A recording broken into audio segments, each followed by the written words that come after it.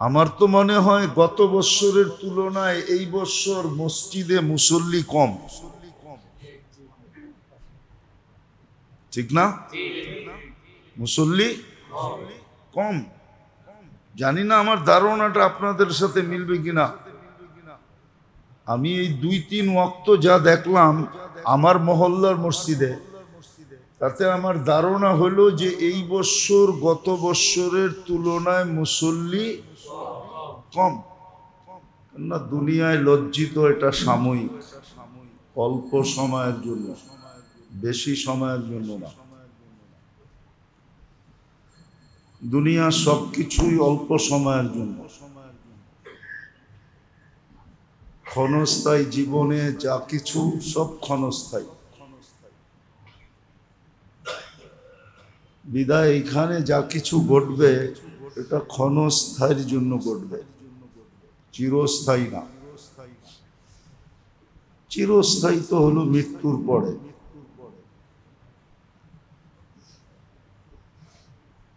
এই জন্য মানুষ যেন চিরস্থায়ী লজ্জার থেকে, অসফলতার থেকে, ক্ষতির থেকে, লসের থেকে বেঁচা যায়। এই জন্যই আল্লাহ আল্লাহর রসুল চেষ্টা করতেছেন, আমাদেরকে বুঝাইতেছেন, বাধ্য করতেছেন না। ইচ্ছা করলে মজবুর করতে পারতেন, বাধ্য করতে পারতেন, জোর প্রয়োগ করতে পারতেন, শক্তি প্রয়োগ করতে পারতেন। আর এগুলার প্রমাণ চতুর্দিকে রাখা আছে। কিন্তু মানুষের সাথে আল্লাহ এটা করতে চান না। আর এটারও কারণ আছে না। সৃষ্টির ভিতরে মানুষ আল্লাহর কাছে সবচেয়ে প্রিয়। সৃষ্টির ভিতরে মানুষের চেয়ে প্রিয় আল্লাহর কাছে কোনো সৃষ্টি নাই। যত সৃষ্টি হোক, এমনকি ফেরেশতাদের চেয়েও মানুষ আল্লাহর কাছে সবচেয়ে প্রিয়। এটারও প্রমাণ আছে। কেউ যদি প্রমাণ চায় তো প্রমাণ দেওয়া যাবে।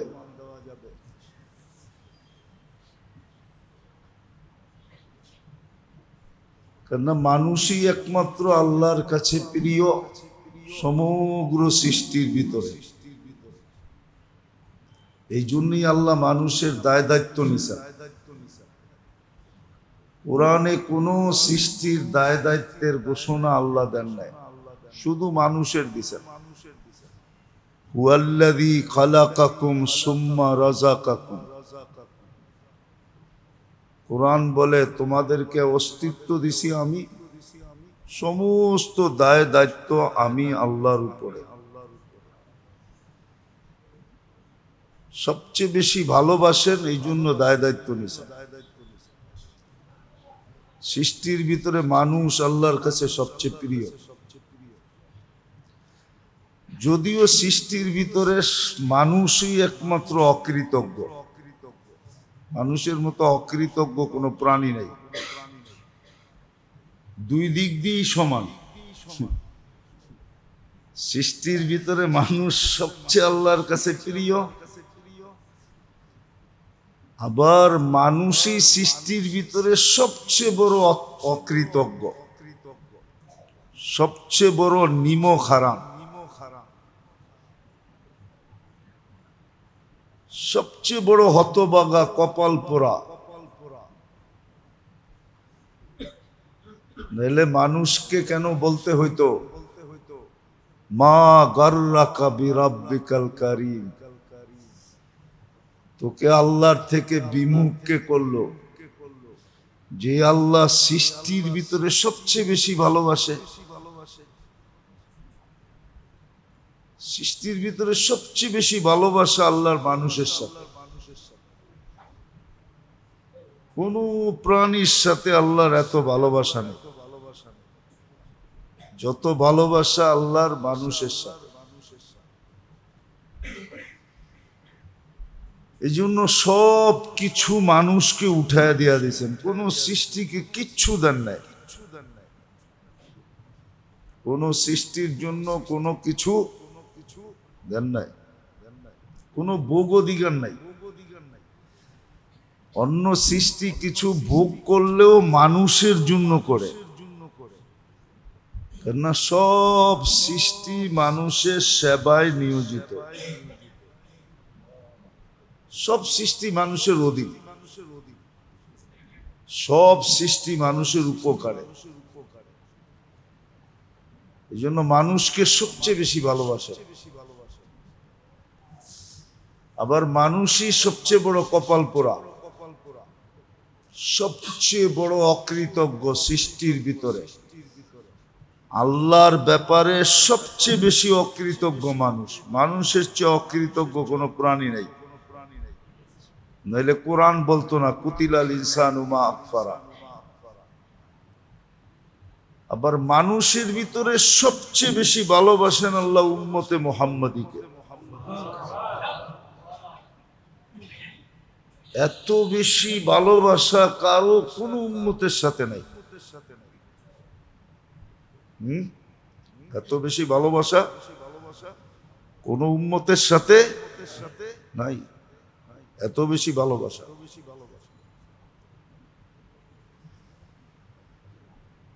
সবচেয়ে বেশি ভালোবাসা এই উম্মতের সাথে। ১.৫ লক্ষ উম্মতের ভিতরে সবচেয়ে বেশি ভালোবাসা হলো উম্মতে মুহাম্মাদীর সাথে।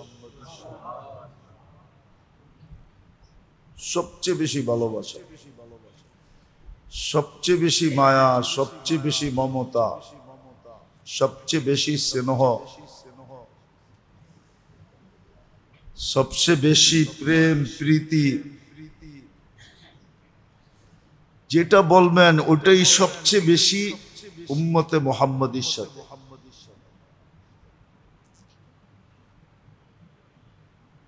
সবচেয়ে বেশি ইজ্জত দিছেন উম্মতে মুহাম্মাদীকে, সম্মানও দিছেন উম্মতে মুহাম্মাদীকে। সবচেয়ে বেশি প্রতিদান দিবেন এই উম্মতকে, সওয়াব। এই উম্মতের মতো সওয়াব কাউকে দেন নাই। সব উম্মতের সওয়াব একের থেকে শুরু, একই শেষ। একের থেকে শুরু, একই। একটা করবে একটা নেকি পাবে। কিন্তু এই উম্মতের সওয়াব 10-এর থেকে শুরু, বেগাইরে হিসাবে যায় শেষ। এক করবে 10 পাবে, এক করবে শুরু করতে কা শেষ বেগাইরে হিসাব।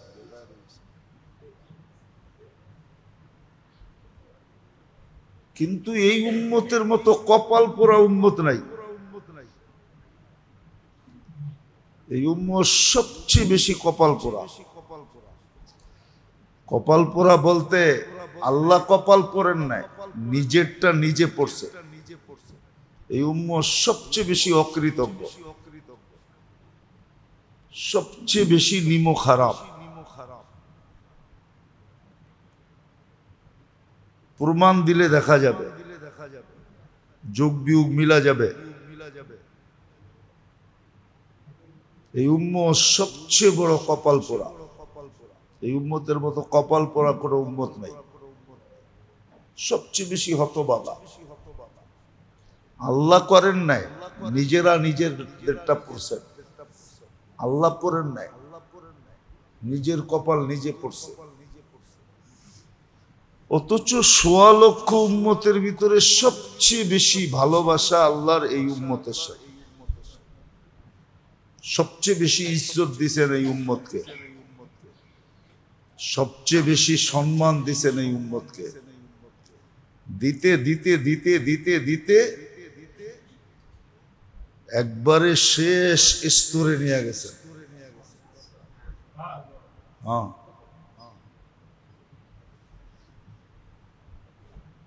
যেটা কোনো উম্মতের সাথে দেন নাই।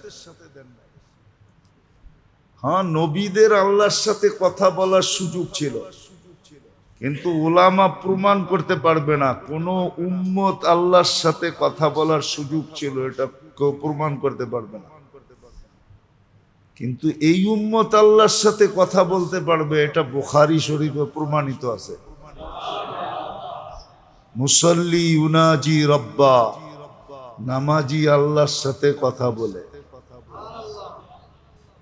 এই উম্মতকে আল্লাহ নামাজের মাধ্যমে কথা বলার সুযোগ দিয়েছেন, আল্লাহর সাথে কথা বলতে পারবে। নবীদের সাথে আল্লাহ কথা বলছেন এটার প্রমাণ আছে, কিন্তু কোন উম্মতের সাথে বলছেন এটার প্রমাণ নাই। কিন্তু এই উম্মতের সাথে আল্লাহ কথা বলবে এটার প্রমাণ আছে। কোরআন আল্লাহর কালাম, যে পড়বে আল্লাহ তার সাথে কথা বলবে। কালামুল্লাহ দিছে, প্রমাণ আছে। কিন্তু এই উম্মত সবচেয়ে বড় হতবাগা, নিমক হারাম।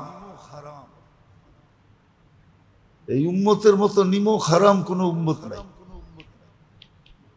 একটা কথা মনে রাখি, আমরা শুধু আমাদেরকে কিয়ামতের দিন ঝাড়ু দিয়া কপালে পিটাবো না, অন্য উম্মতরাও আমাগরে পিটাইব। লেখা রাখেন, হুজুররা মানবো না এটা, অন্য উম্মতরাও আমাগরে পিটাইব। বলবো এত বড় কপাল পায়া তোরা আমাগর লগে আইলি কি কইরা, তোর এত বড় কপাল, এত বড় কপাল পায়া তুই আমাদের সাথে যুক্ত হইলি কি কইরা? তোদের তো আমাদের সাথে যুক্ত হওয়ার কথা না, তোরা হইলি আকাশে, আমরা হইলাম পাতালে, তোরা আমাদের সাথে যুক্ত হইলি কি কইরা? এই জন্য অন্য উম্মত হাত দিয়া না পিটাইলো, মুখ দিয়া পিটাবে, মুখ দিয়া তিরস্কার করবে এই উম্মতকে। বলবে তোরা এখানে কি করস, তোদের তো এখানে আসার কথা না।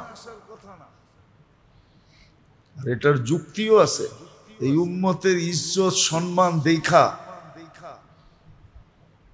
ইজ্জত সম্মান দেখা সমস্ত কিতাবে বর্ণিত ছিল। কোরআন বলে মাসালুহুম ফিত তাওরাত ওয়া মাসালুহুম ফিল ইনজিল, সমস্ত আসমানি কিতাবে আমাদের বর্ণনা দিয়া ভরা ছিল। অন্য কিছু ছিল খুব কম, সমস্ত কিতাবে যা কিছু ছিল আমাদের বর্ণনা দিয়েই ভরা ছিল। বিদায় নবীরা আমাদের বর্ণনা পড়তেন আর উম্মতের সামনে বয়ান করতেন যে এক উম্মত আসতেছে। হ্যাঁ,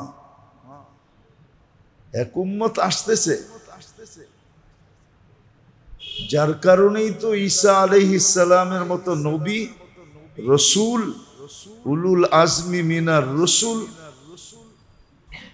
কিতাব ধারণকারী রসুল, উনি পর্যন্ত চোখের পানি ঝরাইয়া এই উম্মতের অন্তর্ভুক্ত হওয়ার জন্য আল্লাহর কাছে দোয়া করতে করতে তারপরে কবুল হয়েছে যে যাও তোমাকে বানায়া দিলাম। উনি উম্মতের অন্তর্ভুক্ত হয়েছেন। এতটি কথা এই জন্যই বলতেছি, বুঝানোর জন্য। কিন্তু যতই বলি না কেন, যতই বলি না কেন, কপাল যদি পড়ে না তখন আর কোনো কিছু বলে কাজে দেয় না। যতই আমরা বলি না কেন, যতই যুক্তি তর্ক দাঁড় করাই না কেন, কপাল যদি পুড়া যায় তাহলে বলে কোনো কিছু কাজে লাগে না। ঠিক আমাদেরও এই এরকমই অবস্থা। যেটা বুঝাইতে চাইতেছি, এরকম রমজান আল্লাহ এই উম্মতকে দিছেন। কেন রমজান দিল এটাও জানে না, কেন আল্লাহ রমজান দিল।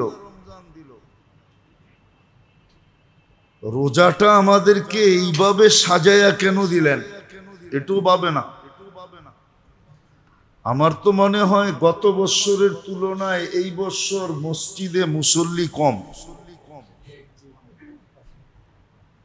ঠিক না? মুসল্লি কম।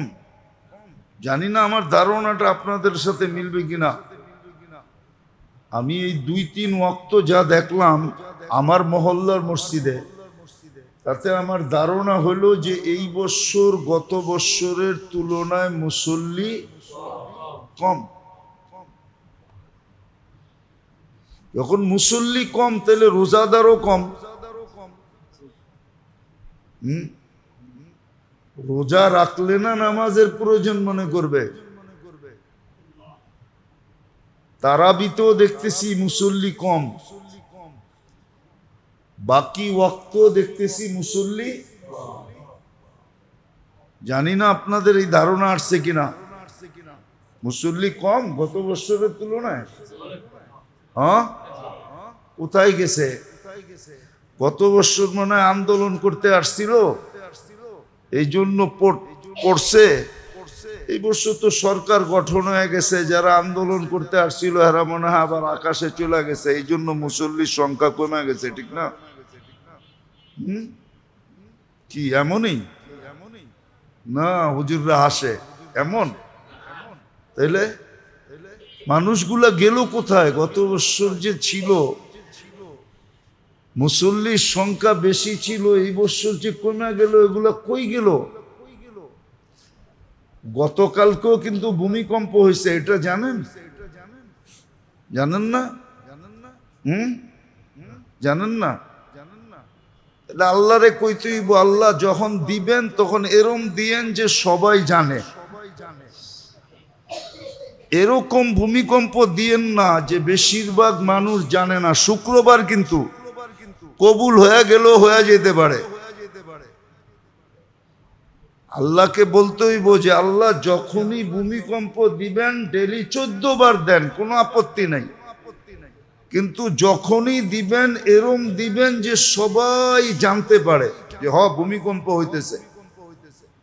ডেলি 14 বার দেন, আর আমরা 14 বার পাওয়ার উপযুক্ত। আমরা 14 বার পাওয়ার কি উপযুক্ত, 14 বার ভূমিকম্প পাওয়ার উপযুক্ত আমরা। উচিত। বলবেন আপনি কি পাবেন না? হ্যাঁ, আমিও পাবো। উচিত, নাইলে ঠিক হবে না। ওই যে বললাম না, কালকে ভূমিকম্প হয়েছে, কিন্তু আপনারা অনেকেই বেশিরভাগই বলে জানি না।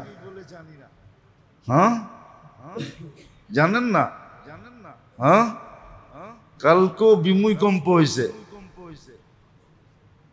আল্লাহ প্রথম রোজায় সিগন্যাল দিছে।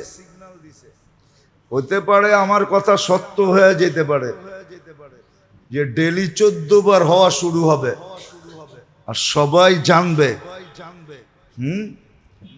কলিজা মুখ দিয়া বাইর করে দিতে পারে আল্লাহ। এটা বানাইছে কে? এটা কি আপনার? এটা বানায়া দিছে কে? সাজায়া দিছে কে? রক্ষণাবেক্ষণ করে কে? লালন পালন করে কে? এভরিথিং এটার খেয়াল রাখে কে? তাহলে আপনার কি আছে এখানে?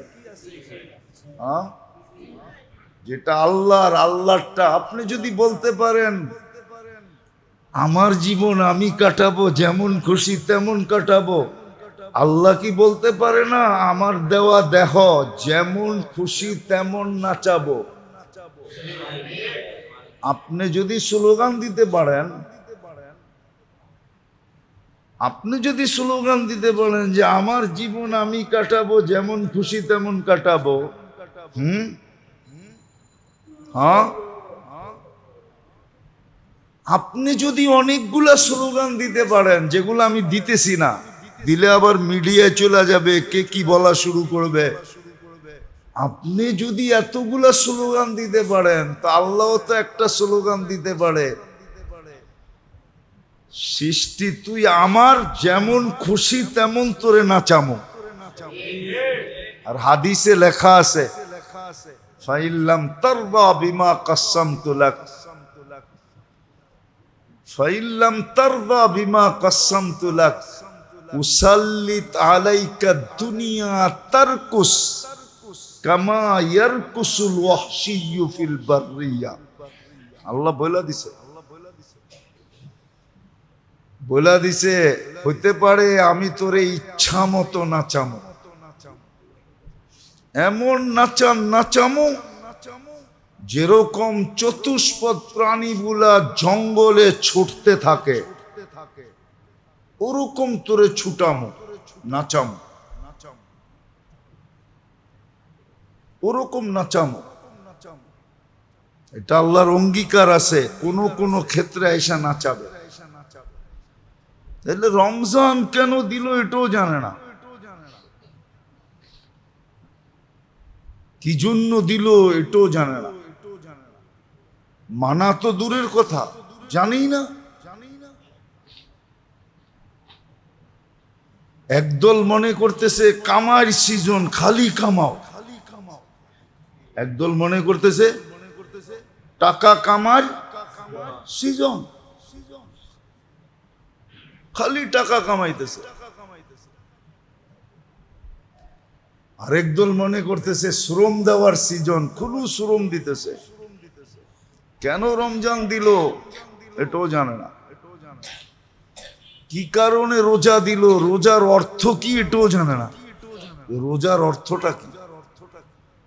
রমজান যেটার নাম আল্লাহ রাখছেন, 11 মাসের নাম আরবরা রাখছেন, রমজান এটার নাম আল্লাহ রাখছেন শাহরু রমাদান। এই নামটা আল্লাহ রাখছেন। রমজান আল্লাহর মাস বলা হয়, শাহরুল্লাহ, এটা আল্লাহর মাস। এই জন্যই তো কোনো মাস, সব মাসের বদলা দিবেন, কিন্তু এরকম ঘোষণায় দিবেন না যেরকম ঘোষণায় রমজানের বদলা দিবেন। আল্লাহ ঘোষণা দিতেছে রমজান আমার জন্য, এটার বদলা আমি দিব। কেন দিল এটাও জানে না, এটাও জানে না। শারীরিক আধ্যাত্মিক দুটার জন্যই রমজান দিছেন। শরীরের জন্য রমজান দরকার ছিল, আধ্যাত্মিকের জন্য রমজান দরকার ছিল। শরীরের জন্য রমজান দরকার।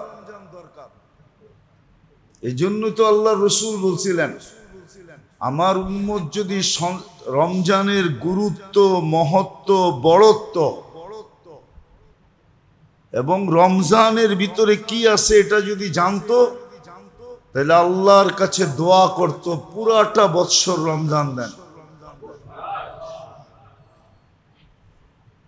বরং এটার ভিতরে এই ইঙ্গিত পাওয়া যায়, হ্যাঁ আছে, বহুত মানুষ আছে, নাই যে এরকম না, কিছু মানুষ আছে যারা সপ্তাহে বেশিরভাগ রোজা রাখে, বেশিরভাগ না রাখুক 2 দিন তো রাখেই রাখে, সোমবার আর বৃহস্পতিবার। কিছু লোক আছে মাসে 3 দিন রোজা রাখে, কমসে কম 14, 15, 16 অথবা 15, 16, 17 অথবা 13, 14, 15 বেজোর 3 দিন আছে। লোক আছে যাদের কাছে রোজার গুরুত্ব আছে, মহত্ব আছে, বরত্ব আছে। কেন এটা শুধু আধ্যাত্মিক ভাবে না, রোজা আধ্যাত্মিক ভাবে যতটুকু, শারীরিক ভাবে এর চেয়ে বেশি গুরুত্ব। শারীরিক ভাবে, শরীরের জন্য রোজা গুরুত্বপূর্ণ। আধ্যাত্মিক ভাবে যেরকম গুরুত্বপূর্ণ, শারীরিক ভাবে এরকম গুরুত্বপূর্ণ রোজা। এই জন্য আমরা রোজা রাখি আর কতটুকু। দুনিয়া একটা শব্দ আর 2টা শব্দ আছে, এটা আমরা ব্যবহার করি না। ডায়েট করে যারা, ডায়েট কন্ট্রোল, এটা বেশিরভাগ রোজার মাধ্যমে করে। কি না খায়া থাকার মাধ্যমে, কম খাওয়ার মাধ্যমে। আরেকটা হলো অটোফেজি। এই দুই শব্দে শারীরিকভাবে রোজার গুরুত্ব রাখে। সারা দুনিয়া ব্যবহার করতেছে, আপনি করেন আর না করেন। আপনি আর আমি করবো কোত্থেকা? কপাল পড়লে তো পড়েই, ঠিক না? কপাল পড়লে তো পড়েই, আমাকে কপাল পুরা গেছে। এই জন্যই কিন্তু প্রথম রোজায়, আবারও বলতেছি, আল্লাহ সিগন্যাল দিয়া দিছে।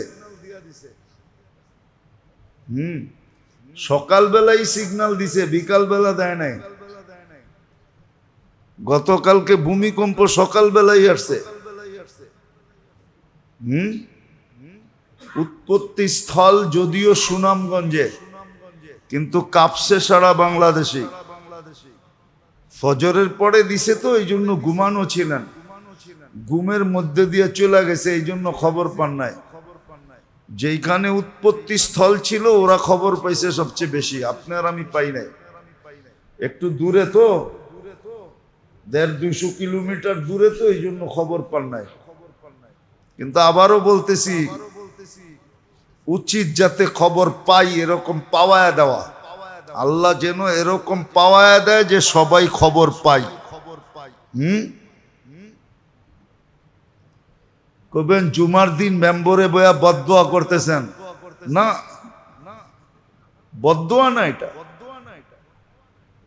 হুশের জন্য, নাহলে তো হুশ আসবে না, নাহলে তো হুশ আসবে না। রোজার অর্থই তো জানি না, রোজা কেন এটাই তো বুঝি না। রোজা শুধু আধ্যাত্মিক না, শারীরিক ভাবেও রোজা জরুরি। আল্লাহ আমাদেরকে ভালোবাসেন, বিদায় দিছেন।